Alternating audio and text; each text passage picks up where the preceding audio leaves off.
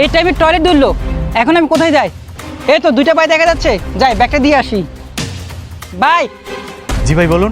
আমার খুব বাথরুমে ধরছে, আপনারা 5টা মিনিট আমার ব্যাগটা রাখেন, আমি যাবো আর আসবো।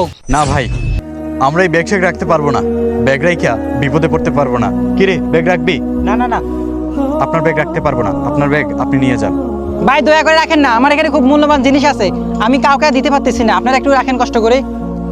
কি যে একটা অবস্থা। এই শুন, ব্যাগটা রেখে দেই, এত করে যেহেতু বলছে। তুমি ব্যাগটা রাখো, আমি রেখে বিপদে পড়তে পারবো না। কি করবেন ভাই, বিপদে যেহেতু পড়ছেন, ব্যাগটা দেন আমার কাছে। এনেন ভাই।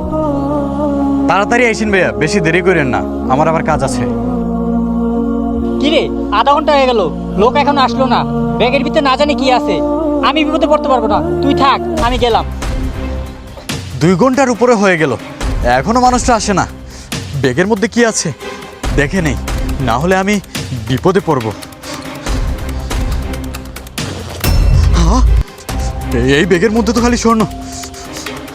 আমি রেখে দিই আর অপেক্ষা করি লোকটা আসুক, আমাকে বিশ্বাস করে দিয়ে গেছে। ভাই, আপনি এখনো আছেন? আপনি যান নাই? ভাই আপনি আসছেন? আপনি আমার কাছে আপনার ব্যাগ দিয়ে 2 ঘন্টার উপরে হলো গেলেন, আর মাত্র আসলেন। আমি তো ভয় পেয়ে গেছিলাম ভাইয়া। আসলে ভাই, যাই হোক, ব্যাগটা ক্লিয়ার করলাম। হ্যাঁ, আবার কি কল দিল? হ্যালো, কি অ্যাক্সিডেন্ট হয়েছে? কোথায়? আমি দ্রুত আসতেছি।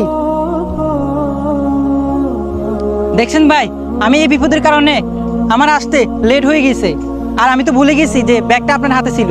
আচ্ছা ভাই, আপনি তো চাইলে ব্যাগটা নিয়ে যেতে পারতেন, কিন্তু আপনি 2 ঘন্টা ধরে আমার জন্য দাঁড়িয়ে আছেন।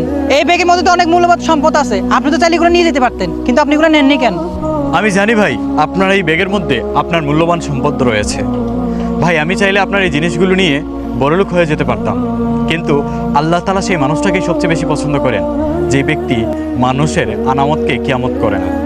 আপনি আমার কাছে বিশ্বাস করে আপনার সম্পদ দিয়ে গেছেন। আমি হয়তো আপনার সম্পদগুলো নিয়ে এই দুনিয়াতে ভালো থাকতে পারতাম, কিন্তু পরকালে আমার ঠিকই শাস্তি পেতে হতো। আপনার সম্পদ আপনার কাছেই বুঝিয়ে দিলাম। ধন্যবাদ ভাই, আপনাদের সততার ফল একদিন আল্লাহ তাআলা নিজ হাতে দিবে।